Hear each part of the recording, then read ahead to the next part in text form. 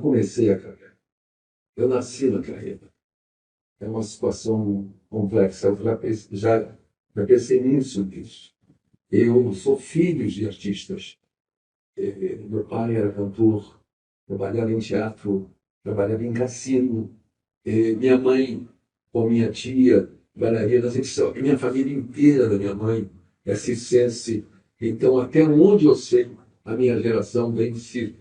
Minha bisavó, minha tataravó, meu tataravô, meu avô era trapezista. Então, eu não tinha outra possibilidade. Eu nasci nesse lugar. O circo que meus pais tiveram, eu convivi um tempo no teatro, mas meus pais trabalhavam em teatro revista. Meu pai comprou um circo, portanto, voltando a um passado da minha mãe, da família da minha mãe, que meu pai e minha mãe então compraram um circo, quando fechou os cassinos. A gente, a fechada dos cassinos foi talvez primeiro streaming que bateu na minha vida. Porque você via o desemprego como ficou imenso. Com uma fechada dos cassinos, então fechou. Milhões de lugares padeceram com isso, porque tinha uma renda, se você pensar lá em Caxambu, Poços de Caldas, meus pais trabalhavam lá, mas muita gente era não parar de artista, de pessoas, de turismo, de florescer a cidade. Você vê Poços de Caldas, Hotel Quississana, não é que depois fica aqui no Hotel Quitandinha, mesmo nos moldes do Quississana. Eu tive no Hotel Quississana quando criança com meus pais. O circo veio quando fechou e eles ficaram sem saber o que fazer da profissão. Alguma coisa que nós estamos vivendo agora um pouco. O teatro revista era uma coisa onde meu pai e minha mãe já tinham trabalhado. Então, depois eles foram voltando ao teatro. Houve um renascimento do teatro revista. O teatro revista não tinha morrido, os grandes teatros. Mas ele foi criado aqui no Rio de Janeiro, chamado Teatro de Bolsa. São teatrinhos pequenininhos.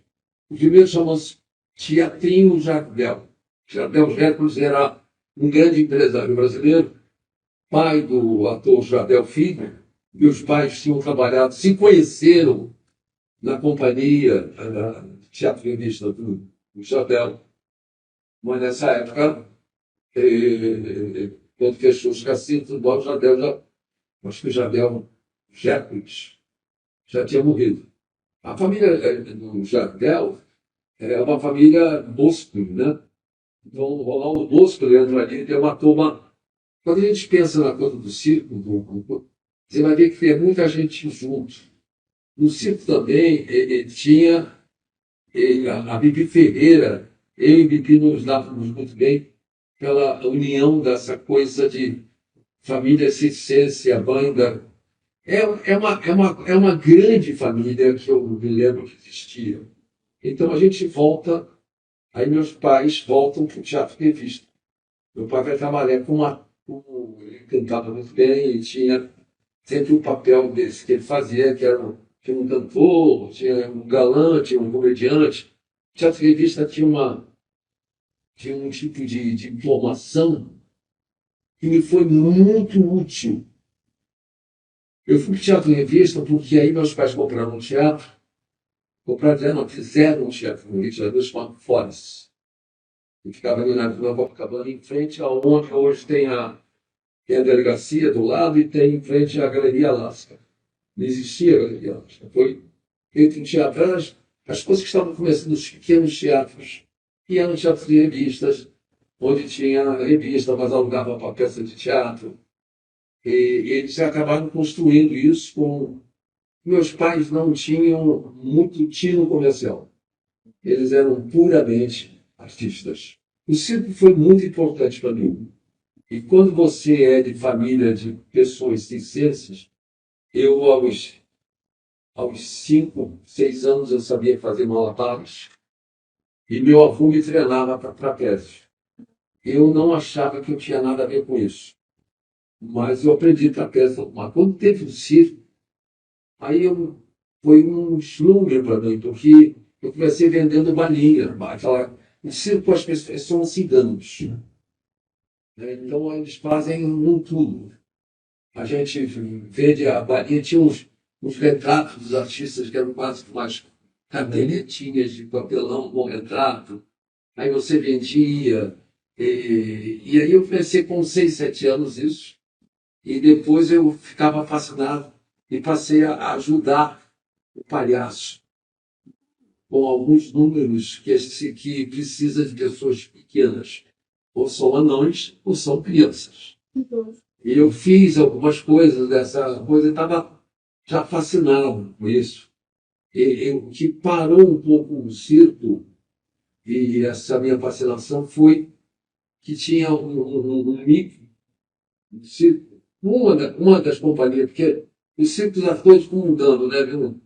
Vem um atirador de faca e vem um outro camarada que faz malabares com bola. Tinha um cara comigo e eu parece que eu tenho uma sensação que aos 7 anos eu enchi o saco comigo. Sabe, passava com coisas comigo assim, ele ficou meio, comigo ficou pouco.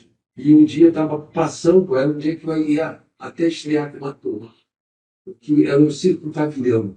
O Circo Pavilhão tinha, ali tinha um palco. Então tinha o primeiro ato, era praticamente toda a coisa do circo, e o segundo ato era uma comédia ou era um melodrama, feito pelos próprios atores do circo. Funcionava assim naquela época, pós, eu estou falando 46, 97, 48. Aí o macaco pulou na minha cara, eu fiz assim, ele pum, prendeu aqui, mordeu, não largou e seccionou, né? Cortou um tendão meu que correu aqui, aí eu fui. A gente estava em Olaria, aqui no Rio de Janeiro, que é um subúrbio daqui. Aí foi, pra você ter uma ideia, não conseguia, eu fui de bonde, do Socorro do Meia, onde tentaram encontrar um tendão para puxar.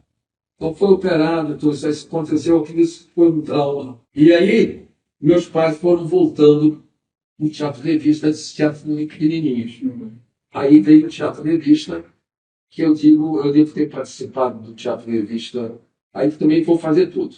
Teatro do papai, eu ia todo dia para lá, e aí também indicava a cadeira, porque aí você ganha uma gorjeta, tá? Olha aqui, a Vila B, 3 e 4, ali, ó, bom, aí fica, eu dava um dinheirinho, aí eu fiquei nesse teatro trabalhando, então eu fiz várias coisas nesse teatro ligado ao teatro. E dentro do teatro, e vendo as vedetes, né? Eu fui criado com as vedetes. Vedetes tinha Vadigoso Mondelli, Virginia Lane, mas eu fiquei um tempo trabalhando.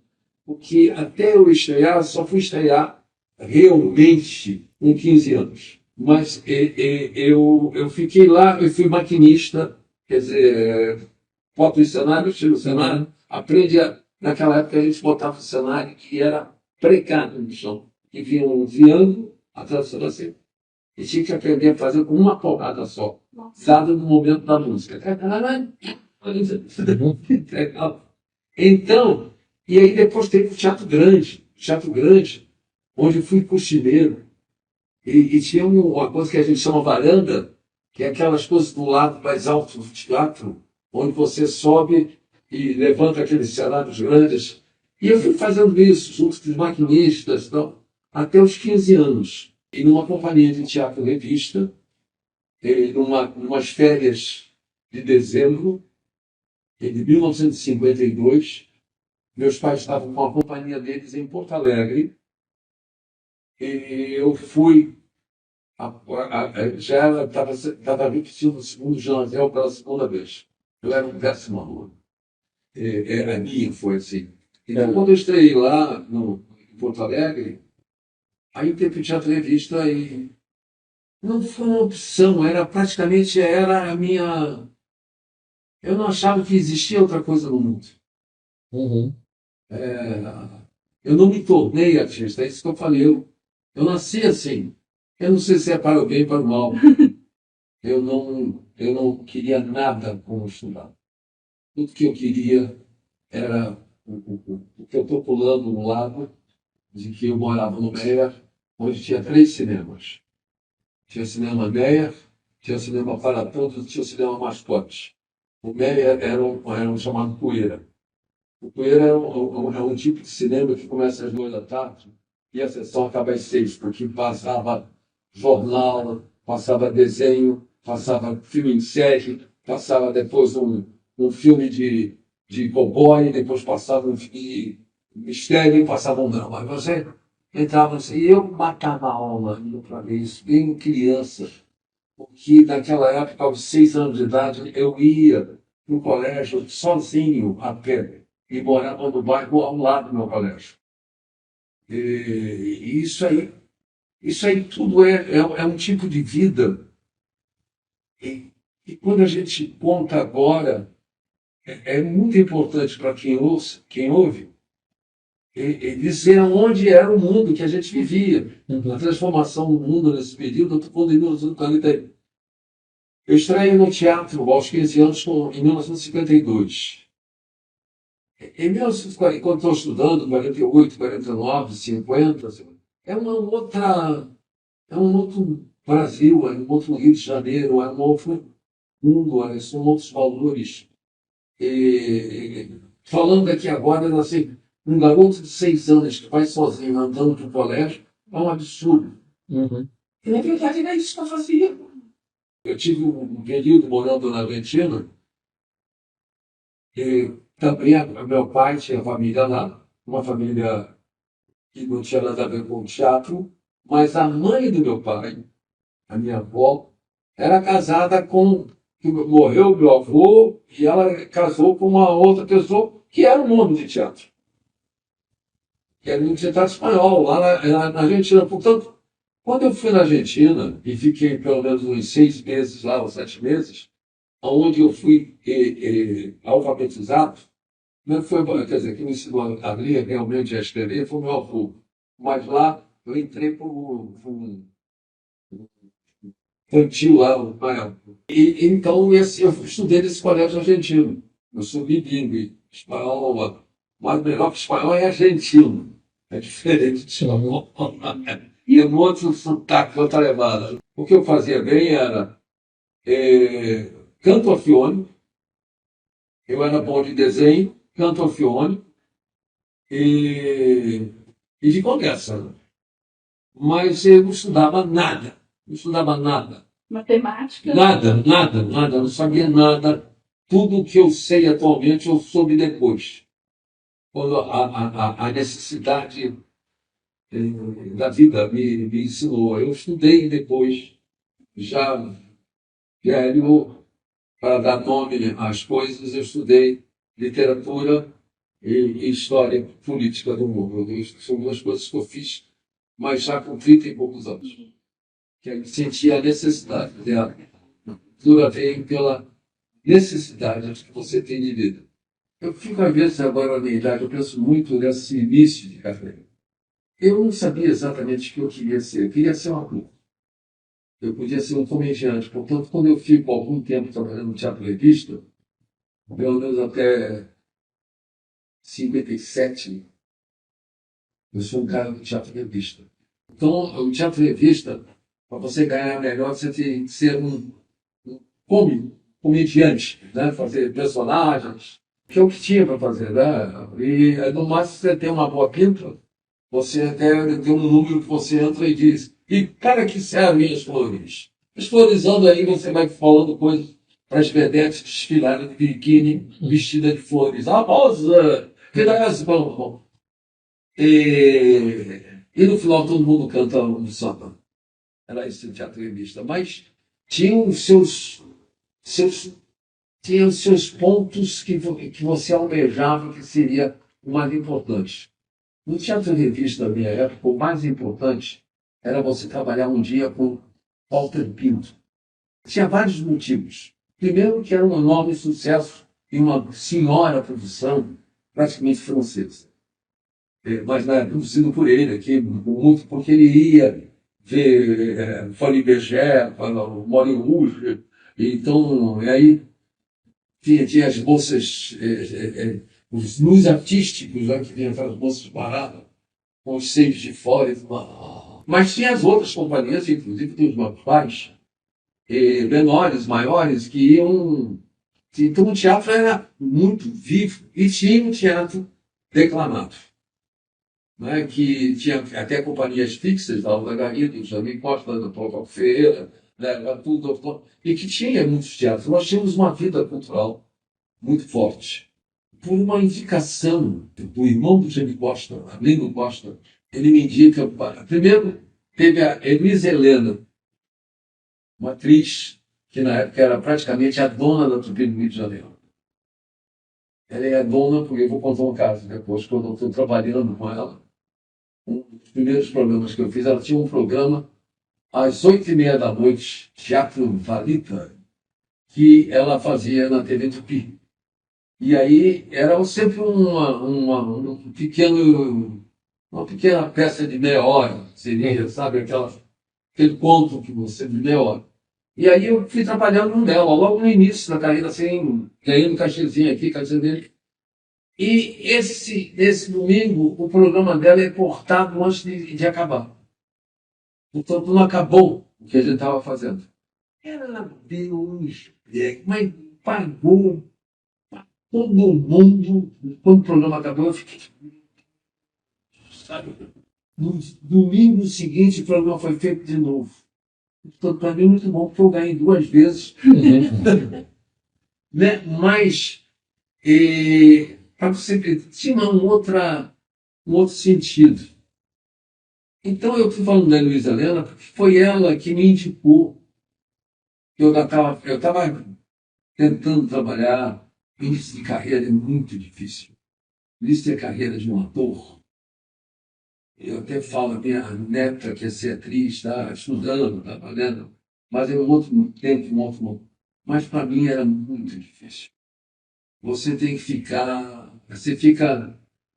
Olha, eu acho que o começo, quando você já faz o primeiro trabalho, até você se sentir seguro, demora perto de 10 anos a 12. Porque não existia. Você pode até fazer uma coisa, um teatro, e ser um sucesso, e isso não quer dizer nada. É naquele teatro, naquele momento, acabou. Pode ser que alguém te veja e te chame para outra coisa. Então eu fiquei, desde que eu estreiei com meus pais, logicamente trabalhei em algumas revistas dos meus pais. Quando eu vim para cá com 15, 16 anos, eu fui proibido pelos juízes menores para trabalhar. E era muito estranho, porque estavam proibindo uma pessoa que foi criada no Teatro Revista e supostamente eu não poderia trabalhar no Teatro Revista. Na época eu estava com 16 anos, porque a peça era imprópria para 18. Mas aí tentavam explicar isso, mas ele foi criado. Isso aí é o berço dele, era a minha casa, era aquele teatro. Mas aí eu fui proibido. E depois, então, meus pais montaram uma peça que fosse abaixo de 16 anos para eu poder estrear. Mas, logicamente, isso é um enorme sacrifício que eles fizeram. Também era uma peça de carnaval. Tinha isso também. Peça de carnaval é 1 mês e meio. Vai lançar umas músicas de carnaval. É um outro mundo, é uma outra levada. E depois do convite da Heloísa Helena? Aí eu fui fazer teste. Fui para Tupi. A verdade é isso. Primeiro que foi da Heloísa Helena. Eu fui fazer um teste. Eu fui para a televisão, ela pediu para eu me apresentar.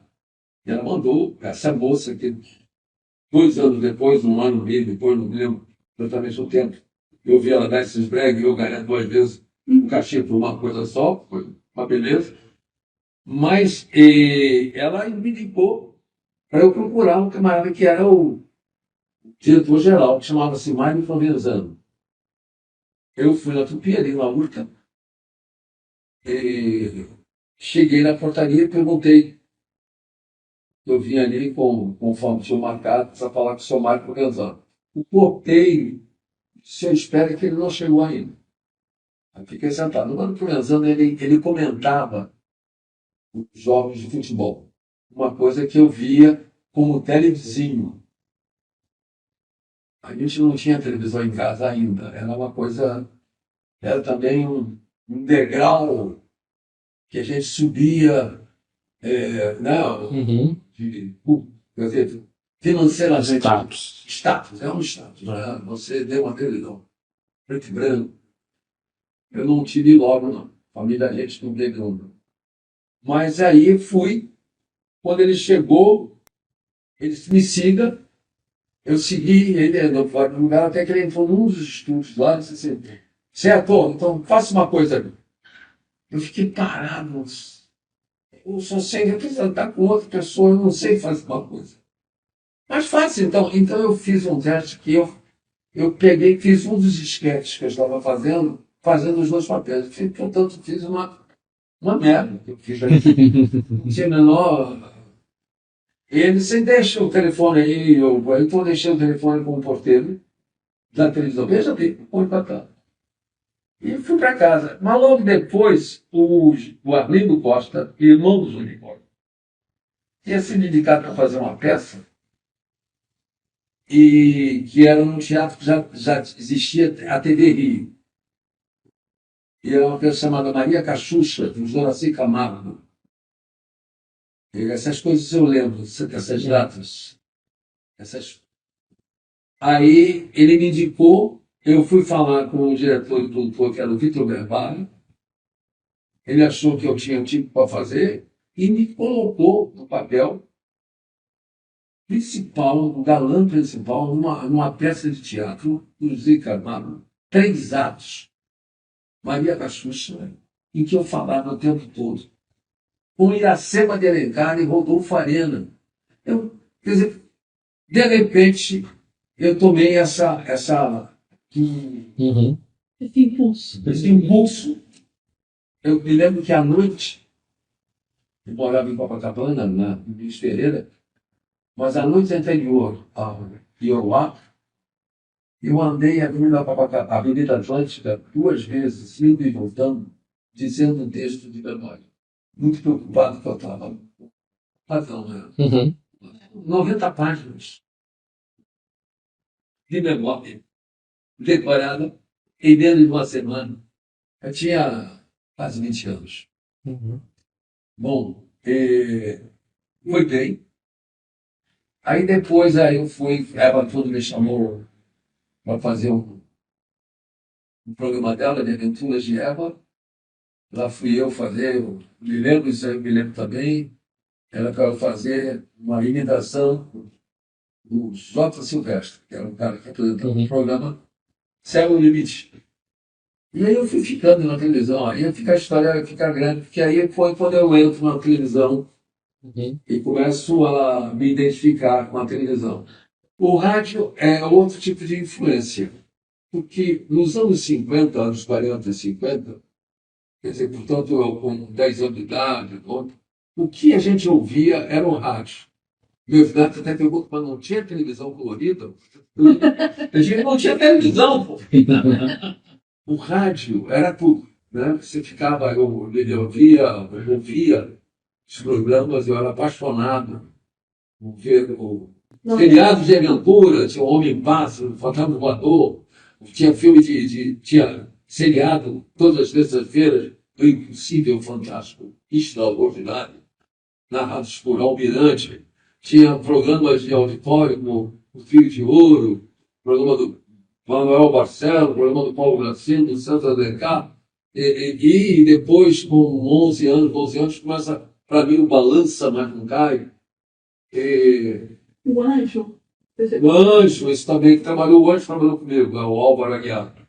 Então, mas naquela época eu não conhecia. Minha primeira grande paixão é Daisy Lúcia, que era a mocinha do Fantasma Voador.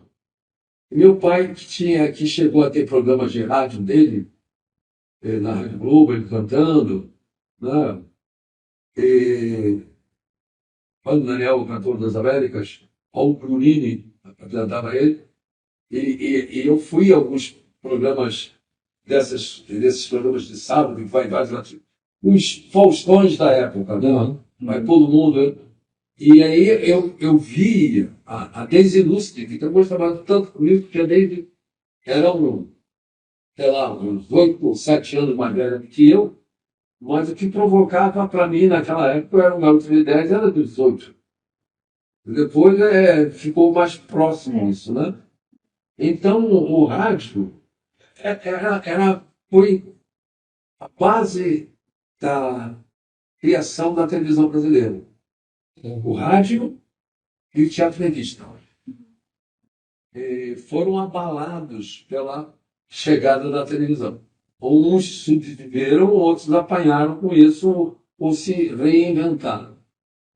Mas a influência do rádio na televisão... Eu não fiz rádio profissionalmente como as pessoas que trabalhavam comigo quando eu entrei na Tupi. A Ana Magalhães, a Rita Gomes, Paulo Porto, Alberto Pérez. Era uma turma muito grande que trabalhava no rádio, quer dizer, eles trabalhavam no rádio e na televisão. Eles iam de manhã para o rádio, gravavam novela, faziam os programas que já podiam ser gravados na época, gravados em disco. Uhum. Depois, na época, acho que passaram a gravar, eu não me lembro quando eles passam a gravar em fita. Fita magnética, que é aquela da Ampex, Uhum. foi criada. Quem patrocinou a Ampex, não sei se vocês sabem, é um cantor chamado Bing Crosby. Quando ele viu aquilo, ele era preso, ele ganhou dinheiro, mas quando ele viu aquilo, ele viu que ele podia gravar os programas de rádio dele, que ele tinha que fazer, Uhum. e fazer também as instruções que ganhavam dinheiro. Então ele deixava os programas gravados, então ele investiu na Ampex, na criação da gravação com fita, né? Aquelas fitas magnéticas grosas. Você a própria vida dele. Então, mas o rádio que eu ouvia, esse dos anos 40, início dos anos 50, até 52, 53, que é quando eu começo a trabalhar, ele era ao vivo. Ele fazia ao vivo. Uhum. Esse rádio é que vem influenciar muito a televisão. Inclusive porque a TV não tinha videotape, né? Nos seus 10 Não, primeiros anos. muito longe do videotape. O videotape, Assim, eu gravei a primeira vez que eu soube que tinha videotape, foi por volta de 60, 61. 61, 60, 61. 61, acho que é o tape. É a primeira vez que eu vejo videotape. Me deu um susto. Se a gente compara, porque a gente fala, e americano? Americano tinha uma produção cinematográfica muito grande.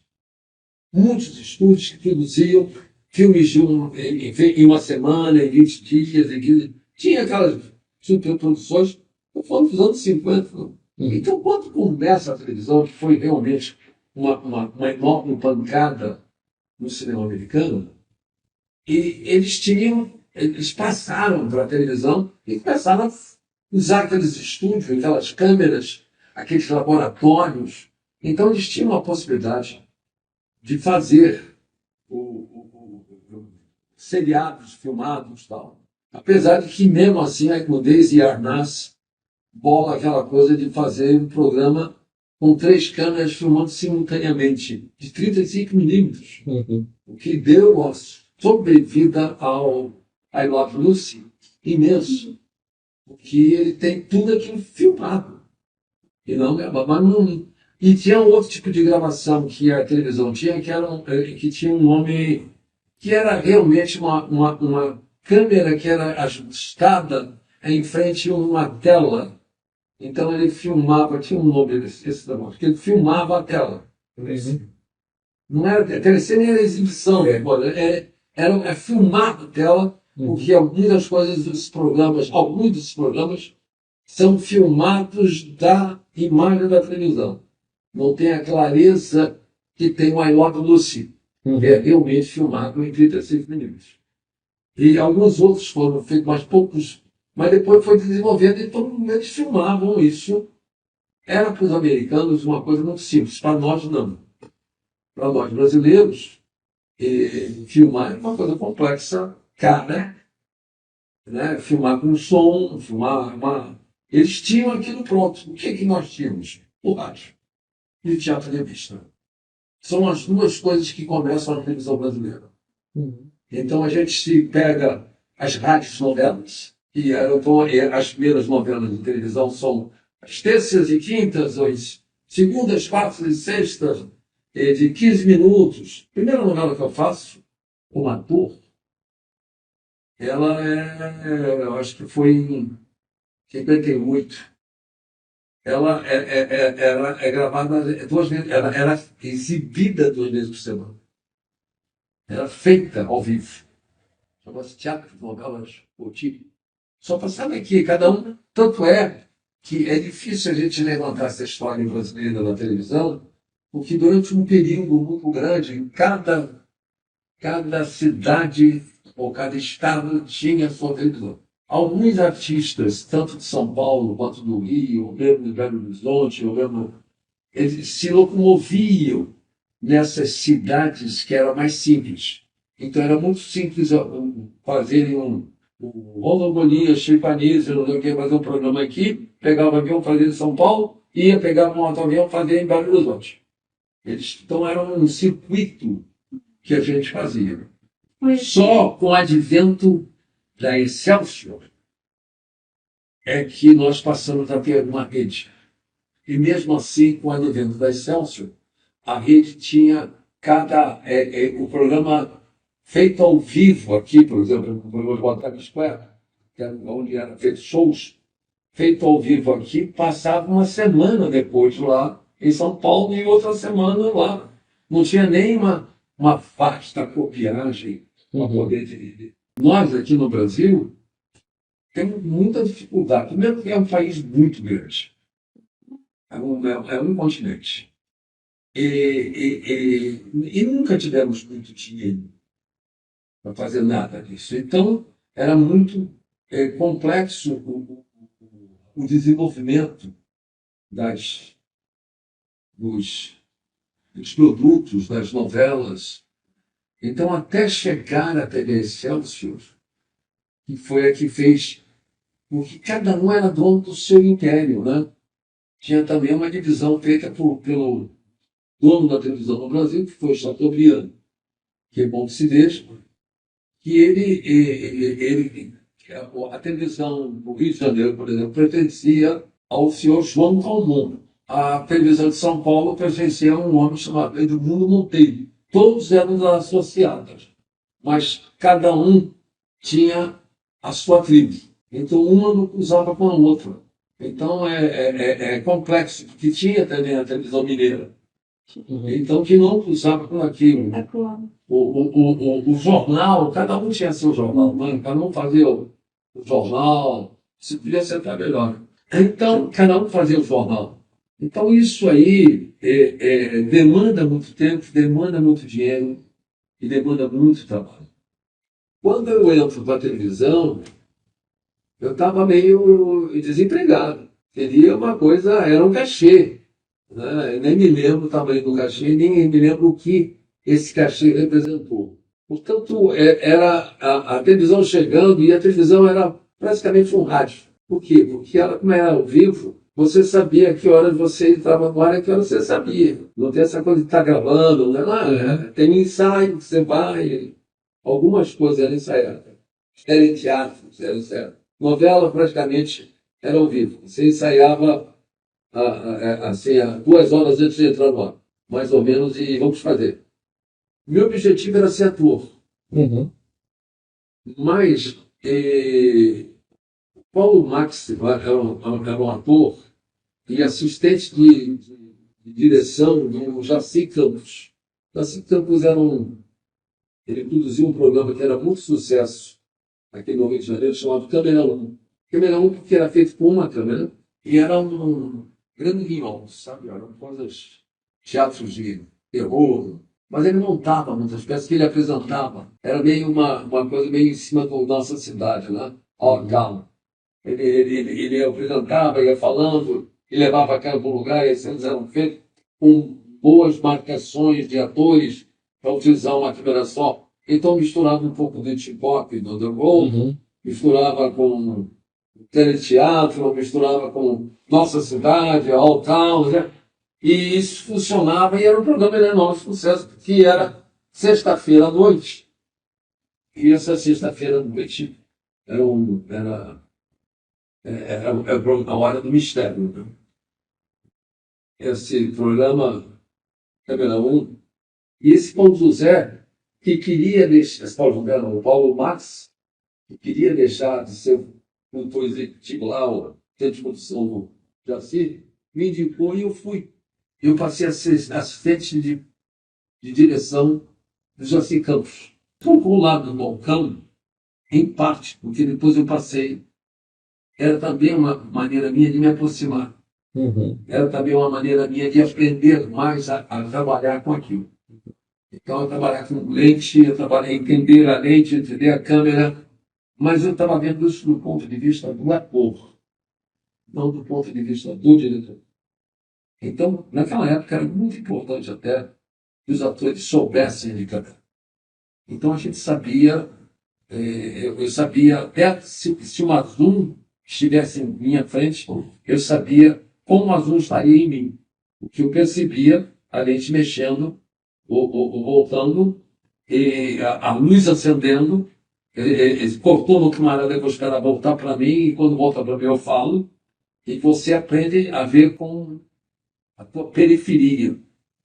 Você vê aqui, né? Não preciso olhar para a câmera. Basta aqui, eu estou vendo ali a câmera ali.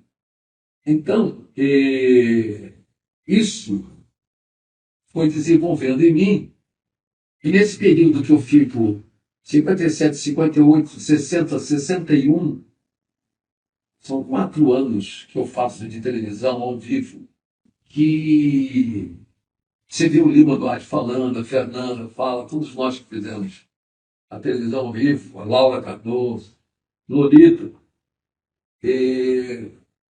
Ed, a gente pegou uma tarimba, um jeito muito bom de fazer televisão. Passamos a conhecer muito. E isso tinha... A televisão, eu continuo achando que a televisão tem o bom da televisão é ao vivo, mesmo que seja gravado. É mais a televisão. O que eu vejo na televisão agora? Futebol, esporte. A gente quer ver as coisas acontecerem. Não é? Pode até passar um filme e é bom ver um filme. A televisão é bom ao vivo. A televisão é bom quando existe a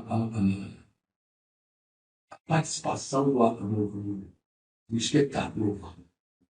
Ao vivo não tem uma participação do espectador. Você sabe que você está tratando aquilo naquela hora, com aquelas pessoas. As pessoas estão vendo. As pessoas sabem que o camarada está fazendo aquilo. Sai de baixo, por exemplo. Sai de baixo era praticamente ao vivo, porque era uma ideia minha e de Tatá, também um outro oriundo dessa televisão. Tatá, nessa época, era câmera. É fundamental. Quando eu sai de baixo, você citou, quando eu apresentei o projeto, eu apresentei com a seguinte ordem. Eu farei, se for gravado, ou em São Paulo ou em Belo Horizonte, que são públicos médios brasileiros. Era uma época, não sei como está pesquisando agora. É porque, quando eu digo médio, é que você vai falar com a classe média, que aonde a classe mais alta entra, a classe mais baixa entende. Então você fala com o público geral da televisão. Então, quando eu podia fazer tanto em Belo Horizonte quanto em São Paulo. Fui procurar primeiro teatro em São Paulo, que eu precisaria ter um teatro onde ele foi todo preparado para fazer som direto. Bom, primeiro tem os atores gritando como se estivesse no teatro. Então os atores têm que falar de uma forma televisiva. Vai falar assim, desse jeito. Mas as pessoas têm que entender. Para isso, a gente sonorizou o teatro com alto-falante debaixo das cadeiras. Pelo menos de 6 em 6 cadeiras, tinha um alto-falante para que o riso e a resposta da plateia não chegasse no microfone por uma forma batida. Quer dizer, esse som, ele tinha uma engenharia para isso funcionar. Eu achava que isso daria certo no Sai de Baixo. E que os atores contariam com um improviso desse da hora. Então o programa era ensaiado um dia antes, A gente ensaiava mais um dia para a câmera e gravava 2 vezes. Coisa que eu tinha aprendido vendo o programa da Carol Burnett, lá em Los Angeles. Nessa época eu já tinha viajado. Sai de baixo, eu já sou o que o pessoal costuma chamar popularmente de uma puta velha. Né? Mas com essa herança total do teatro de revista e do auditório do rádio, né? O teatro de revista ali entra de um outro lado também, que eu usei, que eu tinha usado antes disso no TV Pirata. Uhum. O TV Pirata, quando a primeira coisa que a gente fez no TV Pirata foi a escalação dos atores, onde você escala um tipo de ator e cada um preenche uma. E teatro de revista tinha isso, tem o velho, olha, tem o comediante puro, Pícaro. tem o galã meio escada, tem uma vedete gostosa, tem uma outra, sabe? Tem os personagens que se multiplicam, né? Porque eles têm uns tipos protótipos, né? E podem encaixar.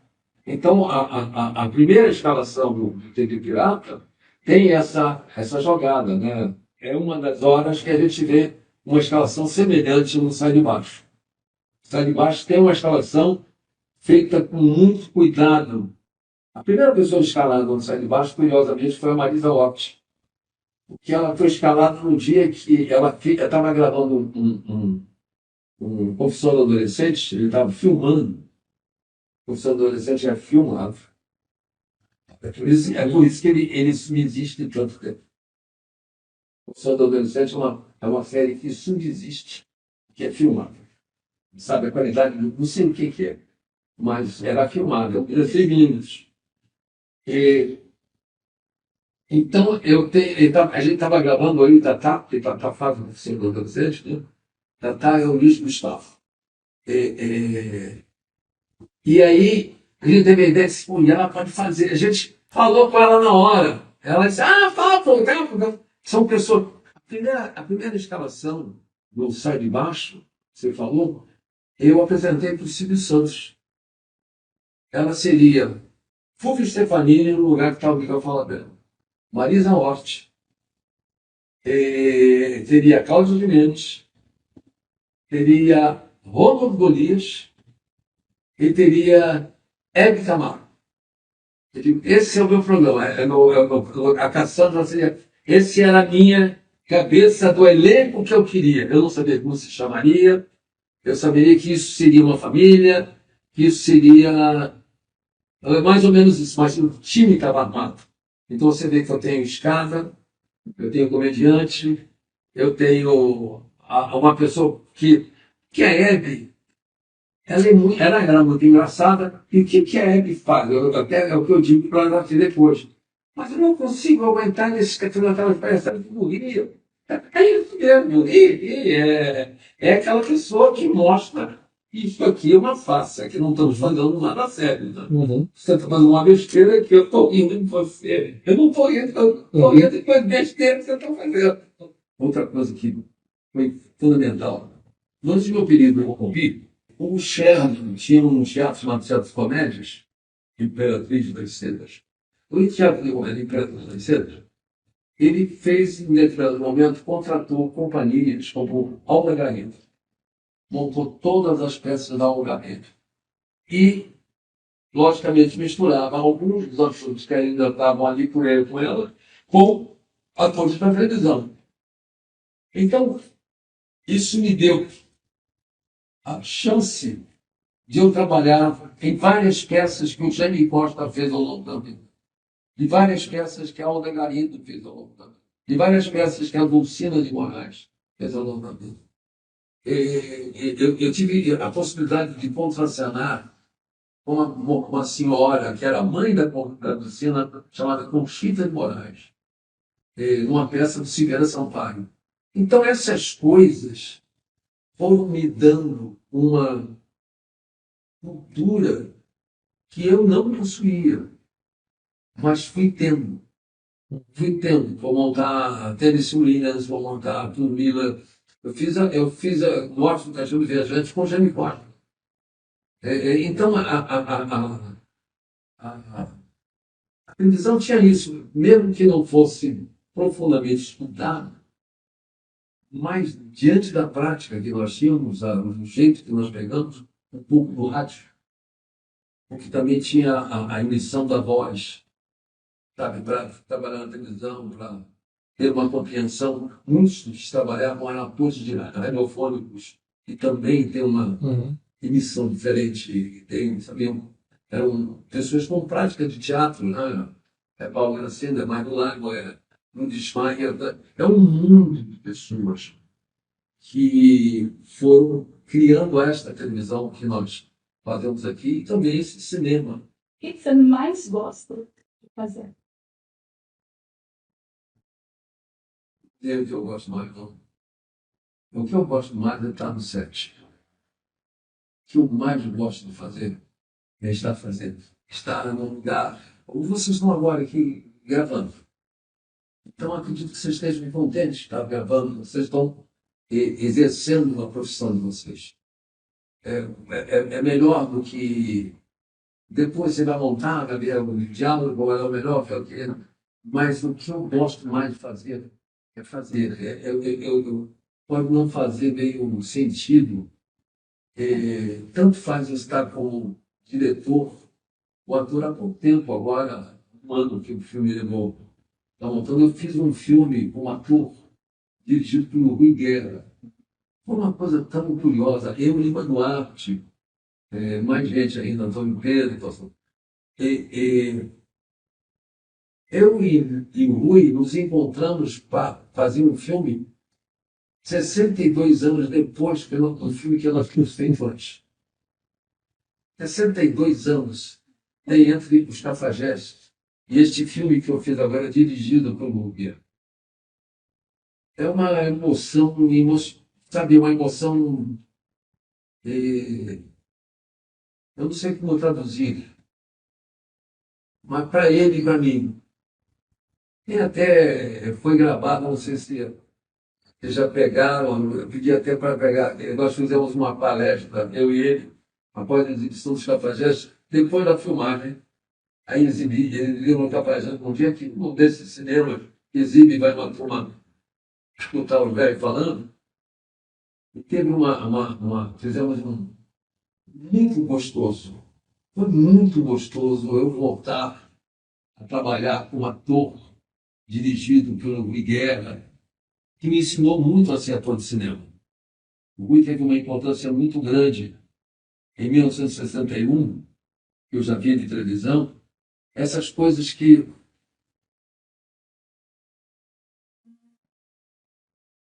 quando a gente começa, e quando eu comecei a fazer teatro, eu fiz uma excursão pelo interior do Rio Grande do Sul, com 4 ou 5 peças de humor, e os roteiros eram feitos na hora. Então agora vai aquele quadro, aquele quadro, aquele quadro. Eram módulos, as peças são módulos.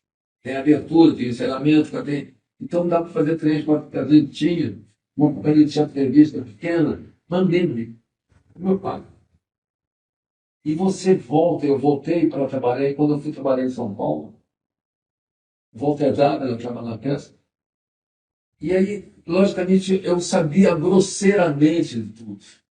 O Walter Zaga começou a me dar lentamente, como um velho profissional, a me dar uma invernizada, sabe? Você vai melhorando. Aí depois a gente vai lá para a televisão, você não sabe bem, aquilo que diz, as pessoas, você entra em cena dando canelada e chutando a mesa. Não sabe? Aí quando você começa a sentir, a aprender com o outro, vendo a descrição como o outro usa a voz, como o outro.